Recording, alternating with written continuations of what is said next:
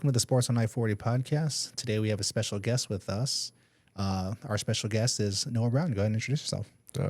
My name's Noah. I played for Holbrook sophomore, junior, and senior year, and I'm currently attending Mayville State University and still playing basketball collegiately. So that's me. Well, welcome. And as everybody knows, I'm William, and my co-host. Yeah, Mac. Well, thank you for coming on the podcast. I believe you had mentioned Collegiate, so I'm assuming that you're on some kind of break right now, right? Yeah, but thanks for having me. It's awesome to be here. Just talk, catch up with you guys. So, Yep. But yeah. Great. Yeah. I don't know you personally, but I did see you play a lot of basketball here at Holbrook. Let me see, what years did you play? 2020 up until 2023. So, yeah, because I was in Winslow my freshman year, which was from 2019 to 2020, and then I made the transfer over my sophomore year. So I've been there since. Okay. Because sometimes I get it mixed up in my head because I was a teacher there from 2015 to 18. So some of the players I watched, they kind of blend into that. So yeah, I graduated in 23. 23. Okay. So we have had a lot of discussions in the past with various coaches and guests about the mid-range jumper. And what I remember most about you is the mid-range jumper. And for some reason, it just feels like when I think of Noah Brown, I think of the last mid-range shooter in 3A basketball. How did you develop your game around that? Really just training over the summers. I mean, just playing in a lot of tournaments and getting a lot of off the court work. I was always surrounded with great people that always wanted to get in the gym, and I was always blessed with the opportunity to have trainers and just to have people train me and just work me out, and especially this guy down in Phoenix, his name's Ephraim Sloan. He's always drilled into my head not everybody can shoot the mid range like you can. Not everybody's like as good at it. It's really just a weak point in today's basketball game. So I kind of just took what he told me and just kept it with me all my high school years. Uh-huh. Wow. Yeah, when Mac told me you were going to come on, I was thinking about it throughout the day, and I think if there was someone I could compare you to, at least your style of play as far as being a point guard and mid-range shooting, there's two people that come to mind. I guess at the pro level, that'd be Steve Nash and Chris Paul. To me, when I saw those two professional athletes play, it was always centered around the mid-range jumper. And my biggest criticism right now about high school basketball, especially in this area, is just the lack of mid-range shooting. It's kind of evolved into just three-pointers or posting down low and trying to get something off the backboard there. And I really feel that without the mid-range, it really limits your team and it really limits your opportunities, because I guess it's kind of like football where they always say the passing game opens the run game, or the other way around, the run game opens the passing game. Yeah. If you can establish yourself as a good shooter throughout a game, or be known for being a good shooter, not just at the three-point line, but at the mid-range, it really opens the floor, and it makes people more aware of where you're at, and kind of changes the dynamic of the defense. Do you really see it that way? Yeah, I do. I mean, if you can score from all three levels and just work your way out, then it makes the game a lot more easier. I mean, you can, obviously people are going to know you can score, you can shoot, you can get to the rim, at any given moment. So when you're scoring at all three levels and you're doing all of that with ease, then it just makes it easier to play make and actually be a actual point guard. So that is a great way to put it. Yeah. And I keep stressing everybody, it's important to, like you said, score at all three levels. And if you leave one of them out, it really puts a hole in your game, and it makes it easier for defenses to really center around those weak, because they know if you're not a good mid-range shooter, they're not really going to take you seriously there, and it makes it more difficult to score. Yeah, no doubt. I mean, if players know your weaknesses and know what you can do, what you can't do, then obviously they're gonna lean more towards push him, let him shoot the mid ranges, or if he can't shoot, then let him shoot the three. That's just how teams play when they scout you and stuff like that. So, And you had mentioned trainers. I always mention this. The the 2A girls, or the not 2A girls, the Copper tournament for the girls division was won by a 2A team, and I still can't remember who they were. I had it memorized earlier the year, and now I can't remember it. But they interviewed one of the girls that went to San Diego State or something like that, and she thanked her trainer afterwards. I guess her parents had gotten her a trainer, and she had been working with that person for several years. And you had mentioned trainer Ephraim Sloan. Do you think getting that personalized training has really changed the game? Yeah. I feel like it has a lot, because when you establish yourself with one trainer and you continuously like work on what you need to work on, and like he's also put the time and effort in as to like watching film or just like breaking down certain plays, and just knowing in the back of his head like what he wants to work on with you. And like it's good for players, because it's like in the game you're not really thinking about what you need to work on unless you're like watching film afterwards. But like, yeah, with him, he really puts the time and effort in, and when you're working with him, he's like, oh, well, you got to do this better, you got to do that better. But yeah, I feel like it helps out a lot more. Yeah. So I do have a question. Like, where are you from, by the way? I'm from Winslow, Arizona. From Winslow? Born and raised. Born and raised in Winslow. Yeah. Okay. What made you want to come to Holbrook when you were in high school? So after my freshman year of high school, the head coach there ended up resigning, and like we didn't know who the head coach was going to come in after Scott Corum. And back in the day, my mom actually played for Del Mar too. So my mom was like, yeah, Del Mar's a really good coach. Like, I'm really pushing for you to go play for him. And so I was like, all right, well, that's when I made my decision to transfer over, really just to play for Del Mar. And I know the group of guys that were coming in that year too, we were going to be really good with the years on. So. And that was like right around COVID too, huh, right? Yeah. Everybody was like, people from the Reds are coming out to schools out here and all that. Yeah. Yeah, it was a big old transition that time, I think. Yeah. I had the opportunity to, when I was a teacher, to, go to Del Mar's practices every now and then. I'd just be curious to see what's going on with it. And, what I've noticed, he's really intense, but with a purpose. And what I've always admired about his coaching style is they've always been very competitive despite not having spectacular talent. Sometimes he did and sometimes he didn't.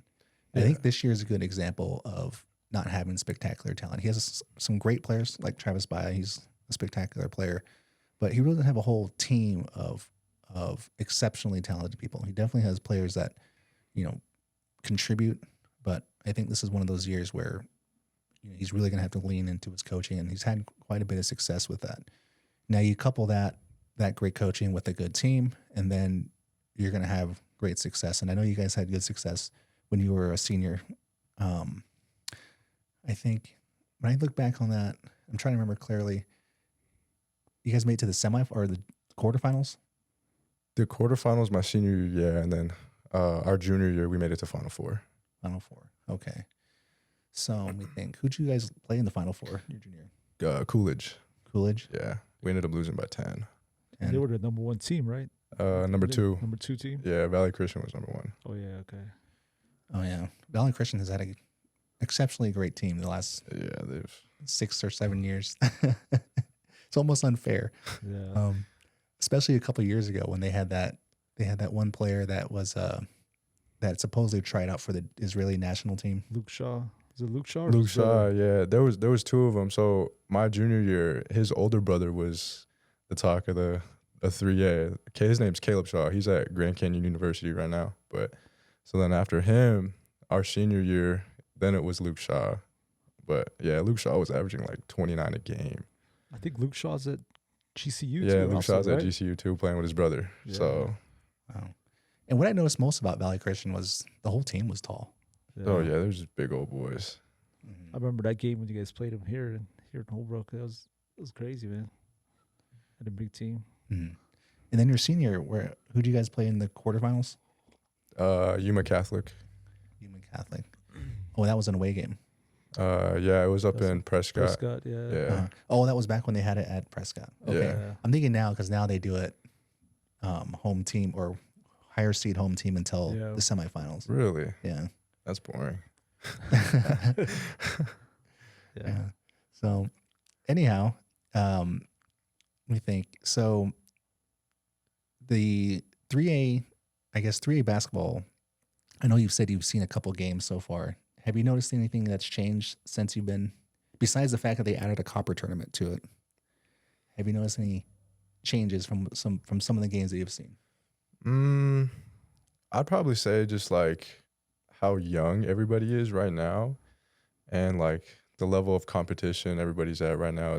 It's really not the same as to when like I was back in high school, because like right now it kind of just seems like it's a lot slower.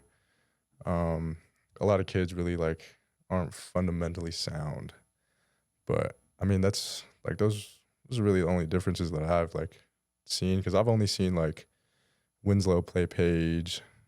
I think that's about it, just the Winslow and Page game. But other than that, like I'm always watching my sisters play, because my youngest sister plays for Winslow. So like the only other game I've watched her play was against Chinley, but that's really about it.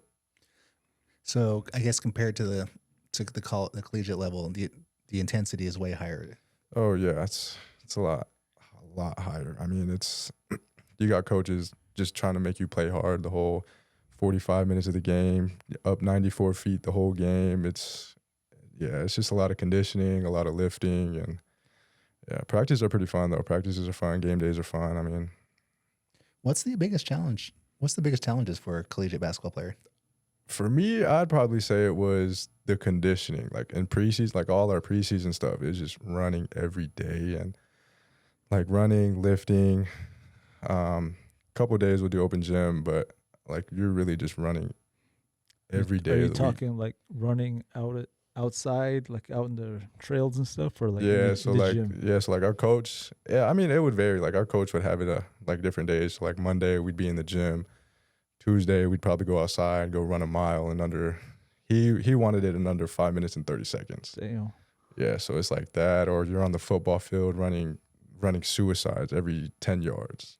But I mean that's So how does it work as far as, I guess, the rules? So do you guys train year round? Because I'm assuming there's like kind of like high school where it's illegal to practice. You can only have official practices during a specific time of the year. Is it the same like that in college? To an extent, but I mean like obviously we get breaks over the summer, but our breaks are kind of short because our coaches want us back like at least like a month and a half early, and then like that's when we start our preseason stuff, and so like our summers aren't that long. So You're right. Currently, you're in the season right now, right? You get the basketball season right now. yeah. And how long's your break? This break was 2 weeks long, thankfully. Last year it was only like 4 days. Wow. Yeah, because I had got home on like the 23rd, and then I had to go back the 26th, 27th. And then as soon as I got back, we had practice. Our coach just ran us all practice. I don't even think we touched a ball. And then the 28th, the 28th day after practice, we left for Omaha, Nebraska. And then we went and played 2 games. Wow. What would be some good advice for a player who, where a collegiate team might be interested in them, potentially playing? What might be some advice as far as, I guess, getting ready for the upcoming season? I'm assuming they get signed or whatever. I'd probably say just get in shape, get your body right, get mentally right too, because it's really a lot mid-season, even preseason. Like it's heavy on your mind, and you still got to keep up with classes, and outside of practice and all the running and the conditioning, like you still got to go to individual workouts, and yeah, it's kind of a lot. But when you learn to like balance all of it together, and once you get the hang of like your schedule and all that, like it gets pretty easy. But yeah, that's really about it. Just keep your mental right, get your body right, and stay in shape. Wow, that seems to be the biggest difference, I think, is the conditioning. Yeah, when I think about myself in high school, I hated running. So maybe I was never cut out for any type of collegiate sports. But you have to learn to love it, right? Yeah, yeah. You learn to love it. Like my first year, my first freshman year of college. I mean, I didn't really like it. Like just the preseason stuff, just because it was so much running. But as time went on, you just learn to love it. You fall in love with it even more. So That's what I hear a lot of people say. Like, if you know, the love of basketball has got to be there in order to keep it fun, to keep doing it and all that. And you know, you being in love with the game and all that, that's obvious. That's why you're where you are now. yeah, and like even with like all the off the court stuff, like when you get close with your teammates and you're around those guys every day, like All the relationships. yeah, you build Yeah. you tend to build a lot of relationships. Like you build a bond, you build a brotherhood, and they just make it a lot easier because you're around guys who are going through the same thing every day. Yeah. Yeah, you see them struggling, they're struggling with you. Like it just it boosts your confidence so much more.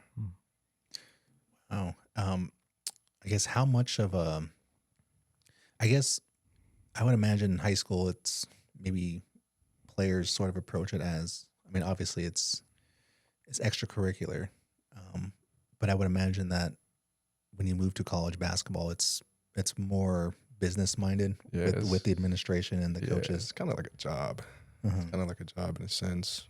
So if you're not doing what you're doing or doing what you need to do, then obviously you won't get playing time or Wow.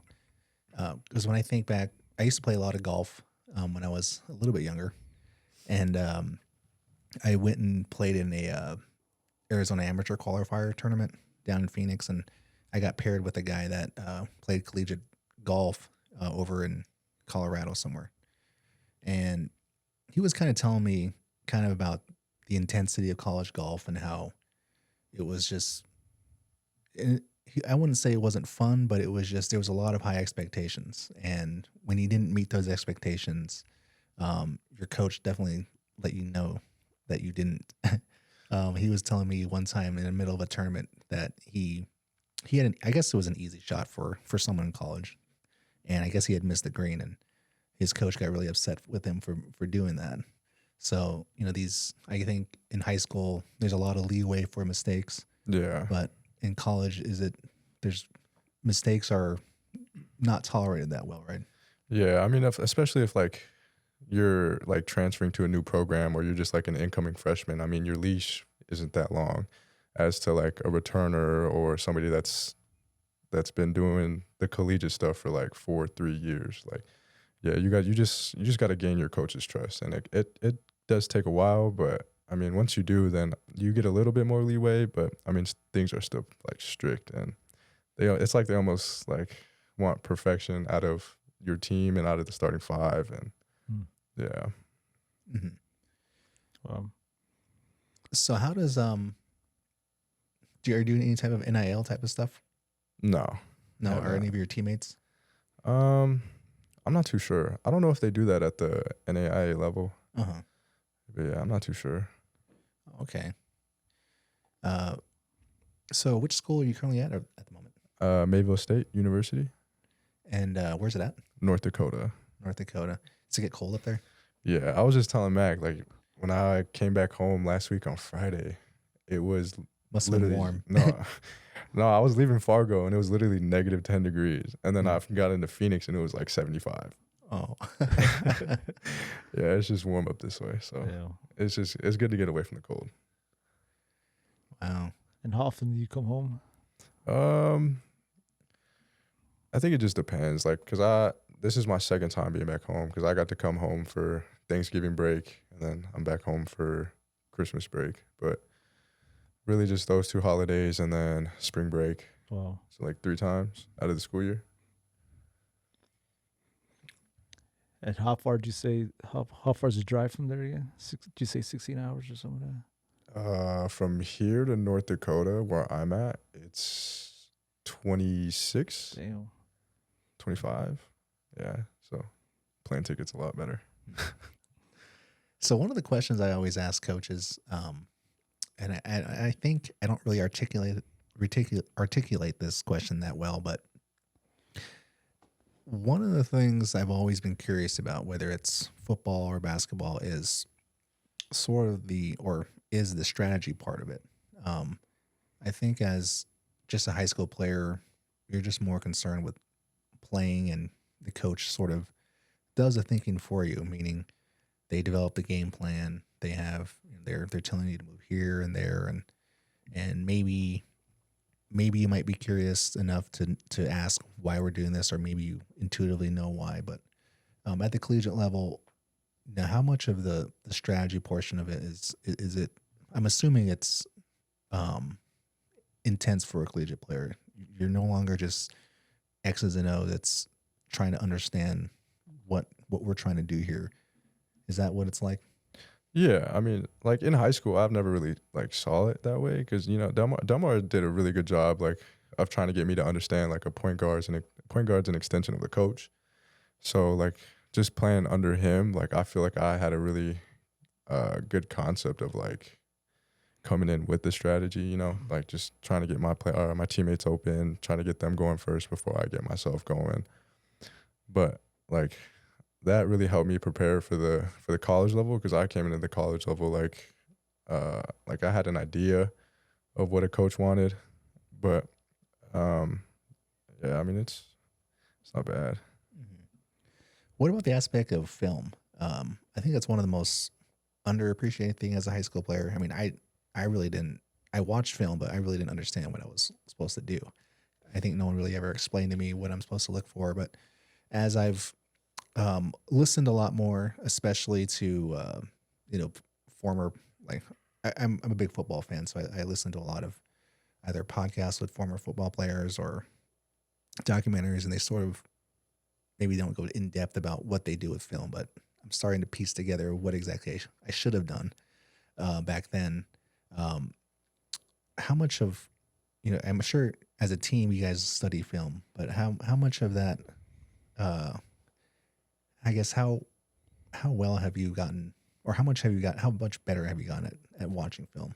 Oh, a lot better. Like I never watched film in high school, but when I got to the college level, it was like a week before we played, our coach would have us start watching film, and then like the day before, we'll watch film again, and he'll like break down players, break down plays, and we'll have like a little packet with all the players on them of the opposing team, and they'll have like their percentages, what they're shooting, if they're a good defender, which hand is their strong hand. But I mean, when you like really pay attention and you break it down, it helps a lot. Like it's super underrated. Mm-hmm. Yeah. Yeah, I would imagine looking for tendencies. I guess what sort of opened my eyes more about it all too is the format when it comes to games. Mac and I started moving more towards doing spreads and over and unders for games and making these models. It sort of made us look a little bit more into how these different teams are playing defenses with each other. One of the metrics that I recently started looking at is, now that we have a lot more data, that the season's almost mid-season for high school, or it is or isn't, somewhere around there, is points per game and points allowed per game, and sort of seeing those differences. And really good teams, like for example the Snowflake girls, their points per game is really high, but their points allowed per game is pretty low. So there's a big difference there. And when I look at that, I kind of extract how well a team, at least by that metric, how well a team is performing. And if you look at Holbrook girls, for example, it's the direct opposite. They have points per game allowed is high and points per game that they're scoring is low. So obviously that is indicating that they're not doing very well. Yeah.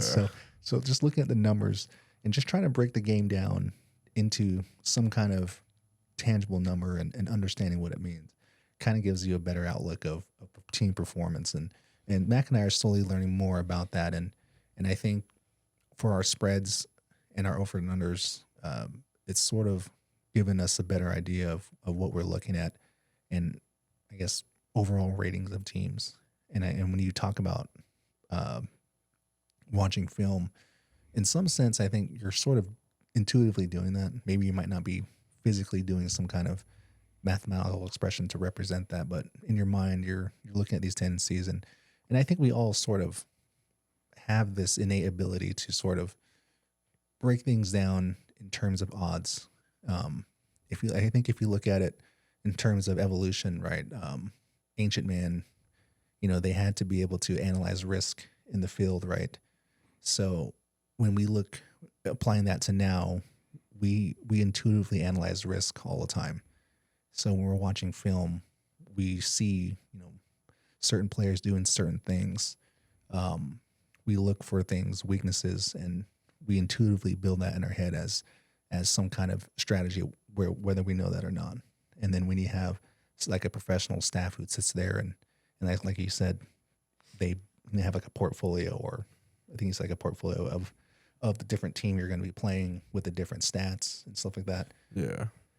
Having that information, I think, sort of makes the game a little bit more easier to understand, and maybe possibly makes what the coach is trying to make you do easier to understand. That's my long-winded hypothetical there. Yeah, I mean it does when you know who the shooters are and what certain guys do, what their best player does. It helps a lot more when you're on the court, because then you're not like second guessing yourself, or like is he a shooter? What does he do? What is like, you're not just out there trying to figure it out on your own. Like you're mentally prepared days before. So is your team fairly evenly matched against other people in your league or in your division or conference? Guard wise, I'd say we are, but bigs, I don't think we have any bigs. I think as of right now, because we're all guards. I think our tallest player is like 6'5", 6'6", but he plays like a guard. Like he's not a big man, but yeah, most of the other teams in our conference are all pretty big. And like I was telling Mac earlier, we just got put into a new conference called the Frontier Conference, and like two or three of those the teams in our conference are all nationally ranked on the NAIA scale, but like those teams are like the teams we don't match up against. Like they're just big guys. Yeah. Wow. I guess where are you guys currently ranked at the moment in your conference? 8th, I think. 8 out of how many? 12. Yeah, 12. Oh, Yeah. okay. So somewhere towards the middle. Yeah. I guess that's pretty good. So out of your conference, what states is that? Is that North Dakota? You said Montana? Yeah, so North Dakota, Montana, Nebraska. I think just those 3 states, because there's two teams in Montana that we play. One team in Nebraska, and then all the rest are just North Dakota schools too. A lot of natives up there. Do you see some on the court and all that? No, not really. I mean, like on the women's side, there's a couple of teams out that way that have some native girls, but like on the men's side of things, I don't really see. No. Damn. Yeah. You're up there with Silas too, right? Yeah, Silas Arvisu, he's up there. He plays with me as well. What high school did he go to? Marana, somewhere in Tucson. Yeah. But you said there was one other native kid that was up there too, right? But yeah, he's from Montana. His name's Keneal. Yeah, he's a real chill guy. Yeah. So what's the travel like for your away games? The furthest we go is 16 hours, and those are the 2 Montana schools that we play. But yeah, I don't look forward to those. Those are just too far. You guys all travel by bus? Yeah, we all travel by bus, and we go with the women's team too. So that's not fun. We all double up in the back, so you really got no leg room. It's like the res buses. Yeah. But then after that, the second furthest place is Nebraska, which is 6 hours.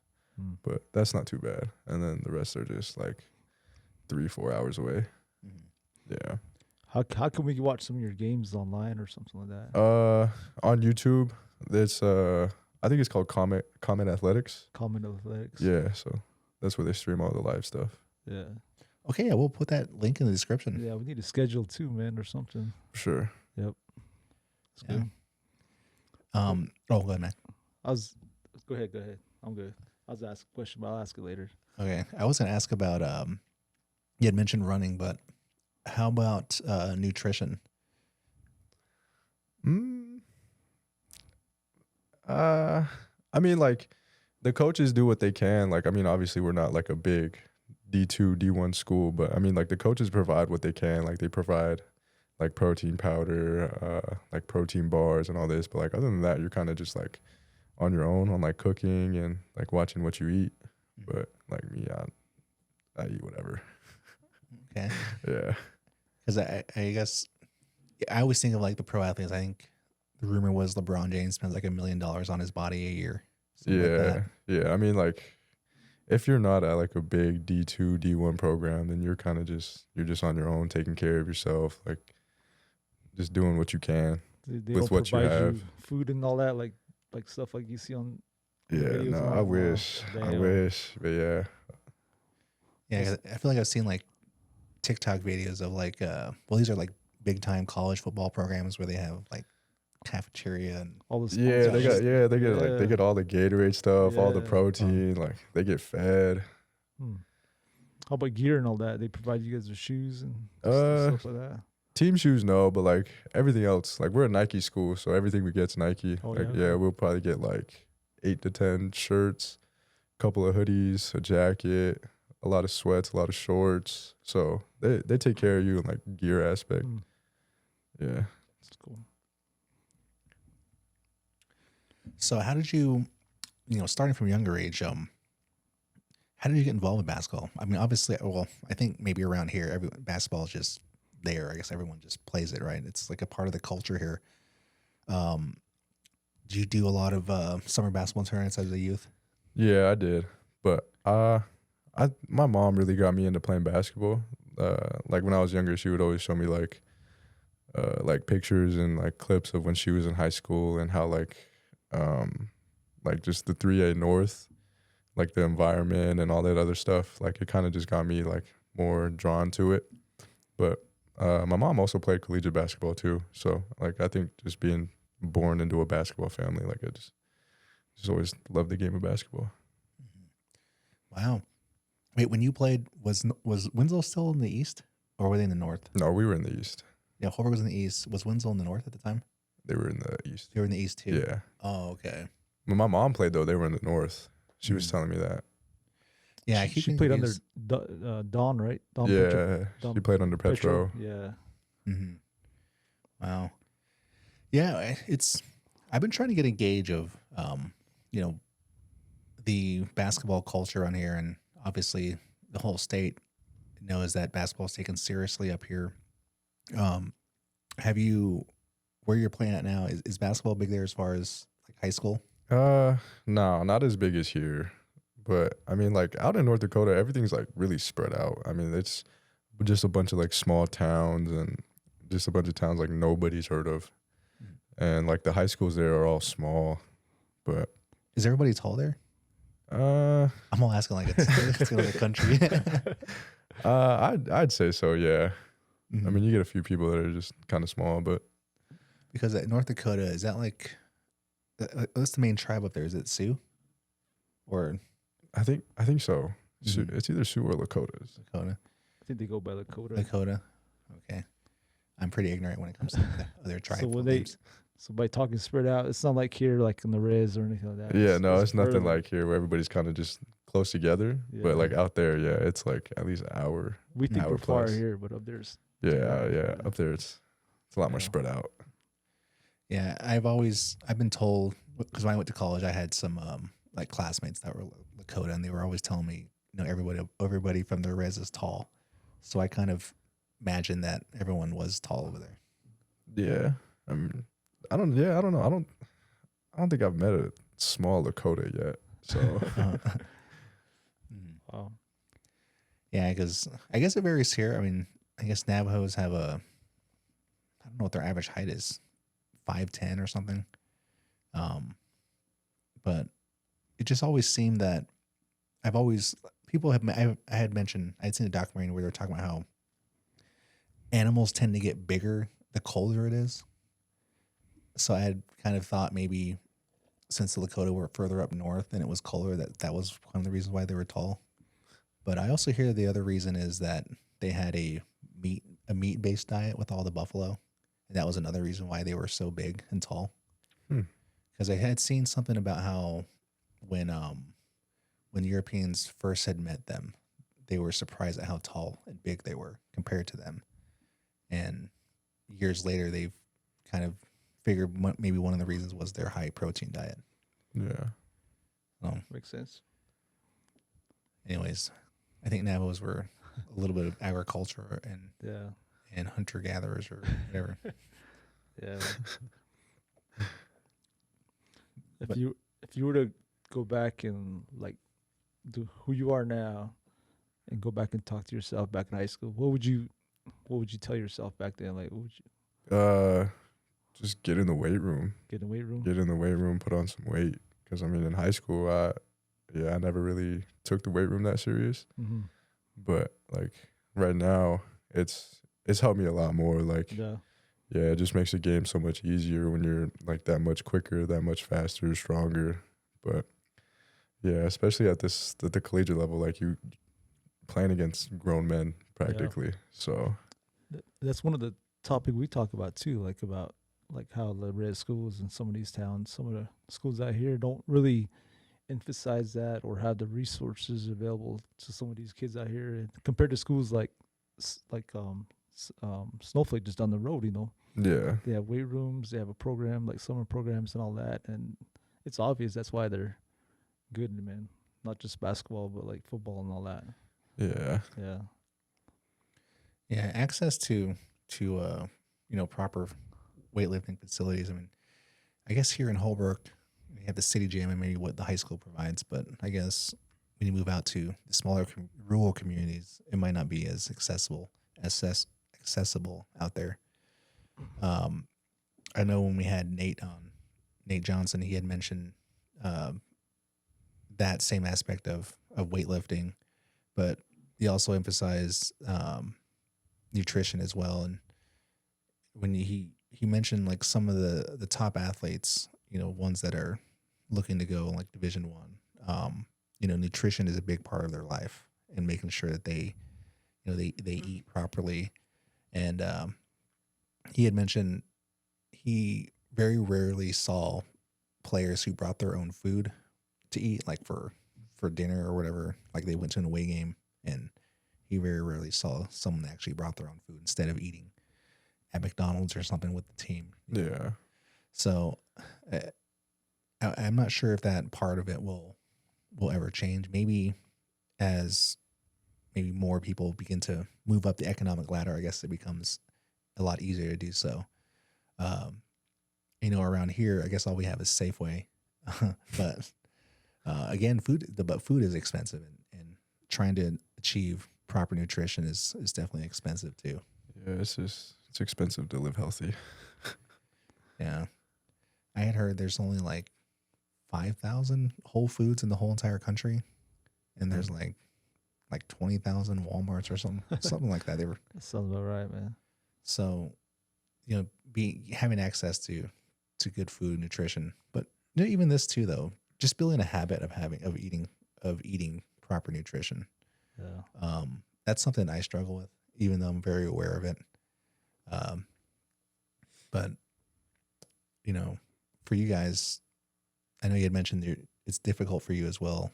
Yeah, it is. I mean, I kind of just see it like whatever I eat, like I'm just gonna go and run it off anyway. Like I have a high metabolism, so like I'm really not thinking about it right now. But like down the road, I feel like I'll have to get more serious about it. I wish I had a high metabolism. Anyways, So you're currently in school for would you say physical therapy or something? Yeah, like right now so my degree is in allied health, and like with allied health you can go into like athletic training, physical therapy, like all this other stuff, but that's what I'm gonna do like after I graduate and start my grad schooling stuff. That's it. What's your plans after school and all that? You got any future plans? After school I haven't really like got that far, because I know there's a couple of physical therapy programs that I'm looking at that's not back in Arizona. Yeah, I don't want to come back. But yeah, we'll see how that stuff goes, and we'll see where I end up. Yeah, it's cool.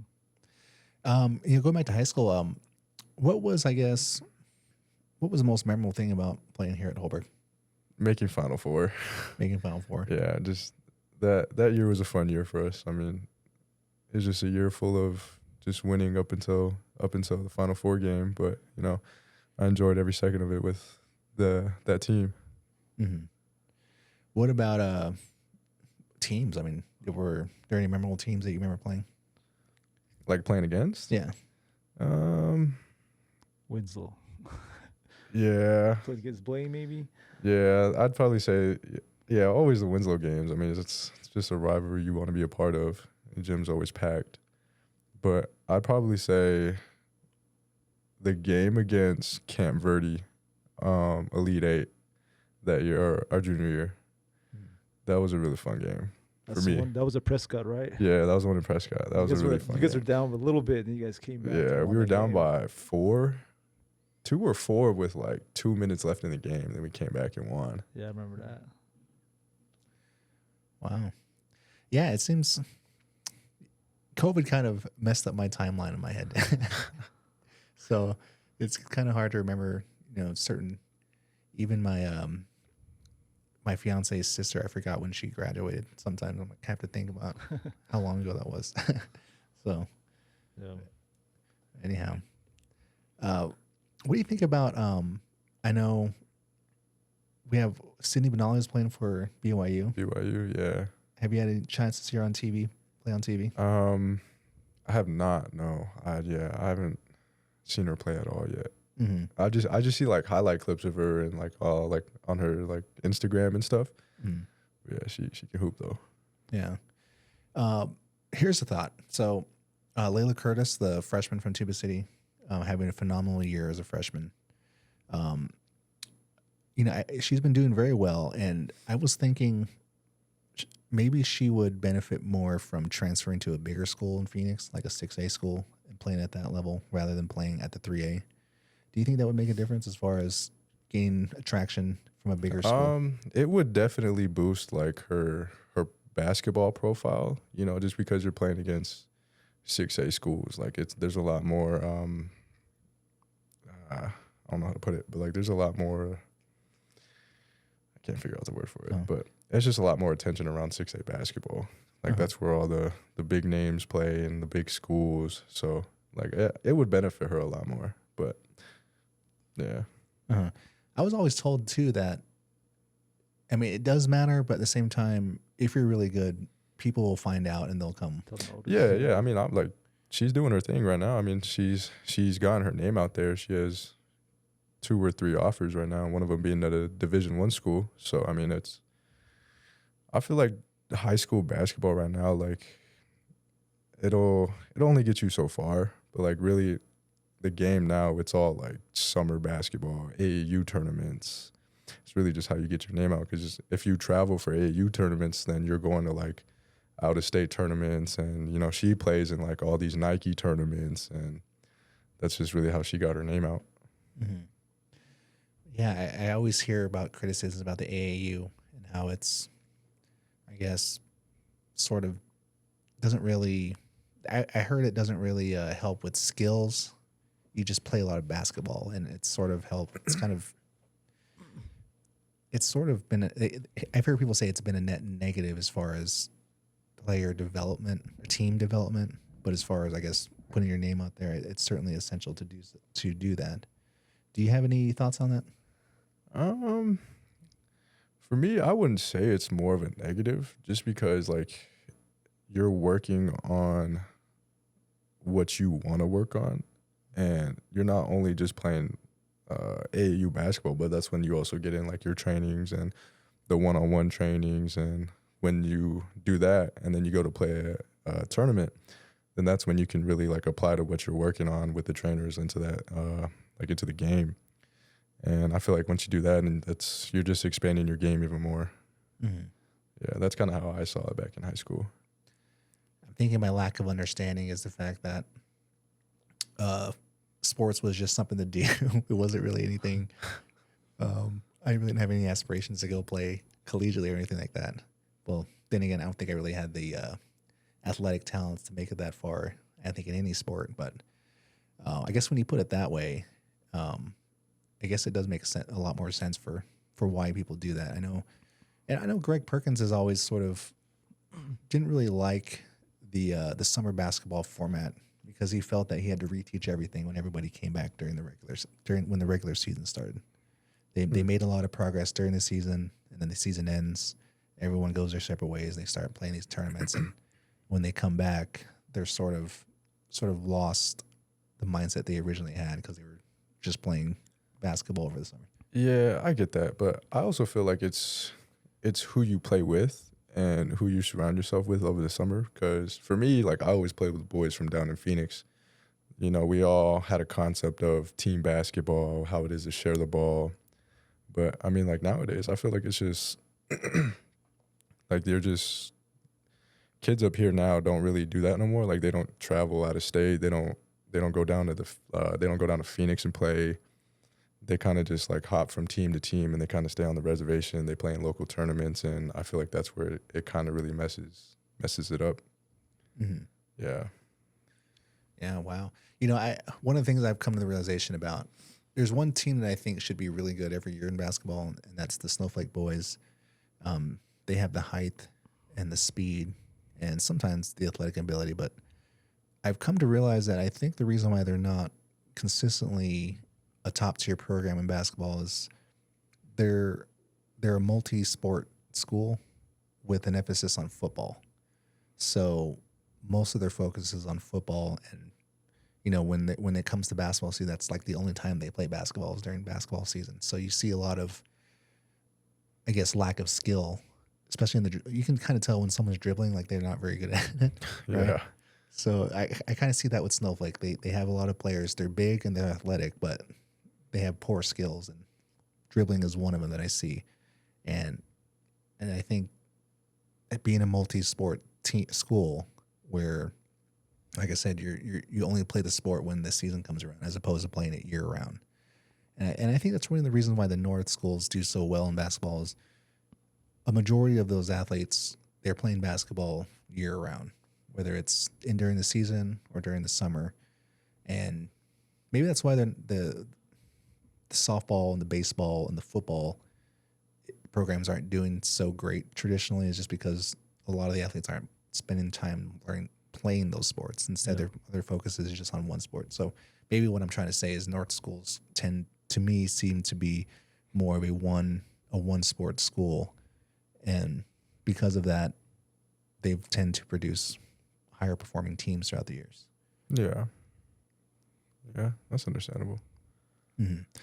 When you played at Holbrook, I'm trying to remember who was on that team.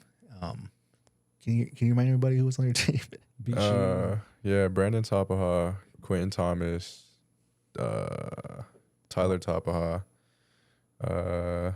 Sam Francisco, Kyle Smith, Strand Bain,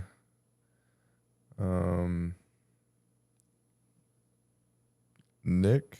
I don't remember Nick's last name. You remember Nick's last name? Nick Begay, Caden Tom, and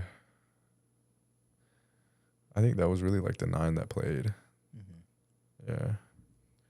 So for all those people, they were basically, most of them were year-round sports, or played basketball year-round, basically. Yeah. Did you play any other sport, or did you just play basketball?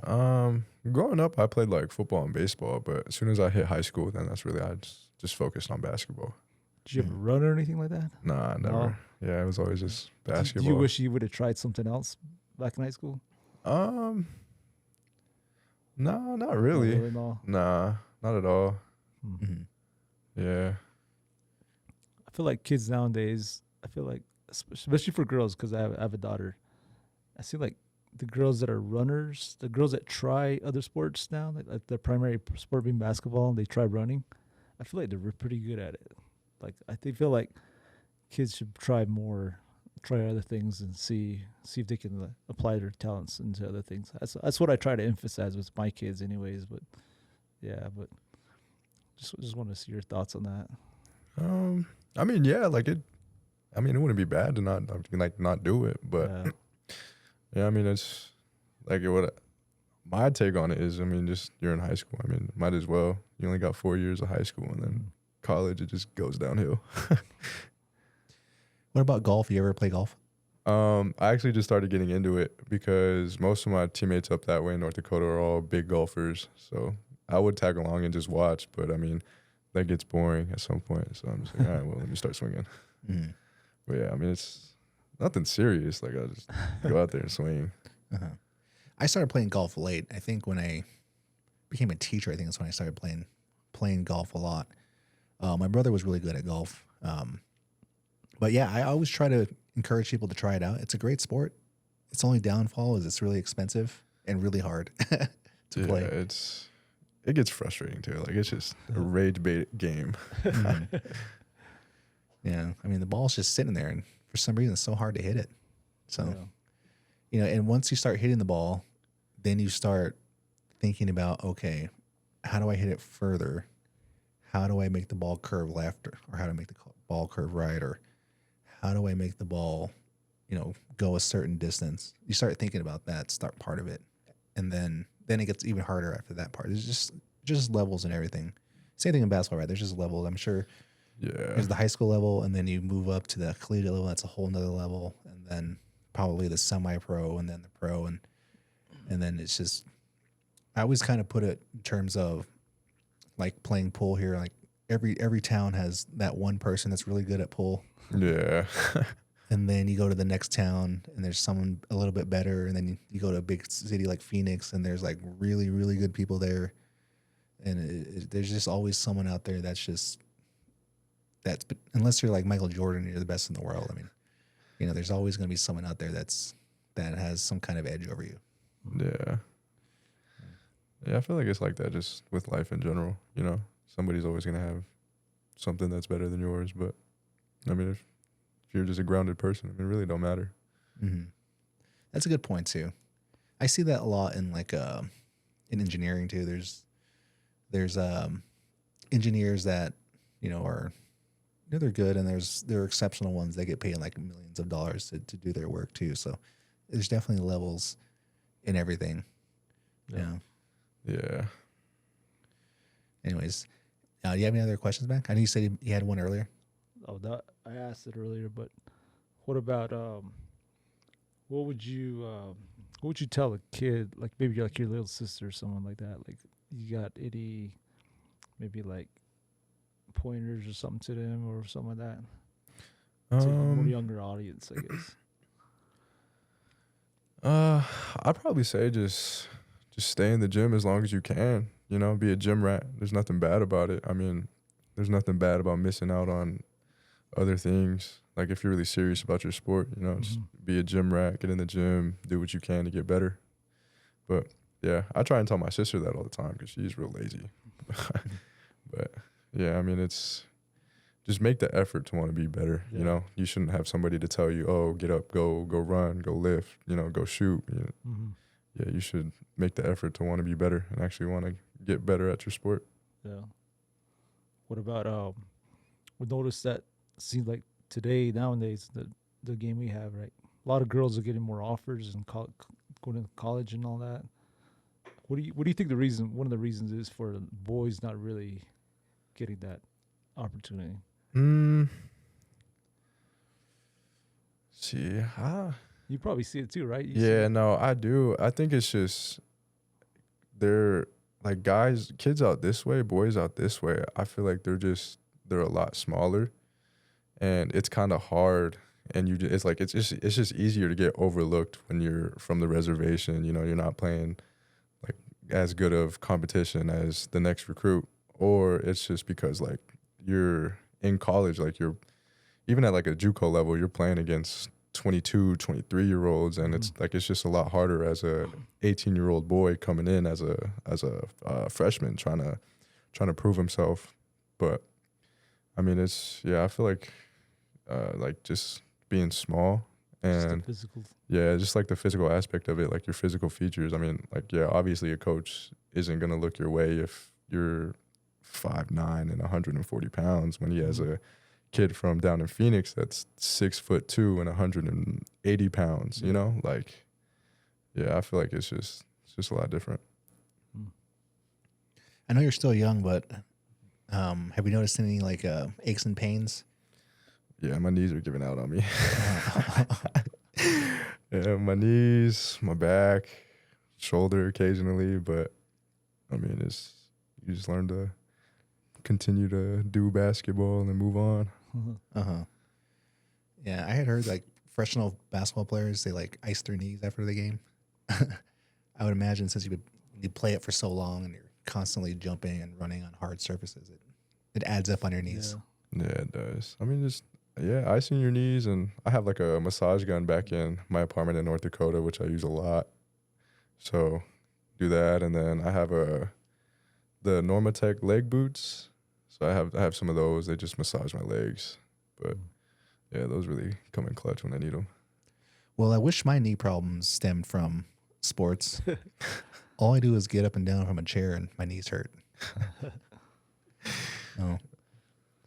Well, anyways, we want to thank you for coming on the podcast. It was a great conversation. Do you have anything else you want to say to the audience by any chance? No, just thank you guys for having me. Had fun. Yeah, maybe we can do this again sometime in the future too. Yeah, for sure. Yep. For sure. Just let me know. Yeah, well, great. Again, I want to thank you. It was a great conversation, and it was a pleasure having you on the podcast. Thank you. It was good. Thank you, guys. Thank you for having me. All right, everyone. That's the Sports 194 podcast. Thank you for watching.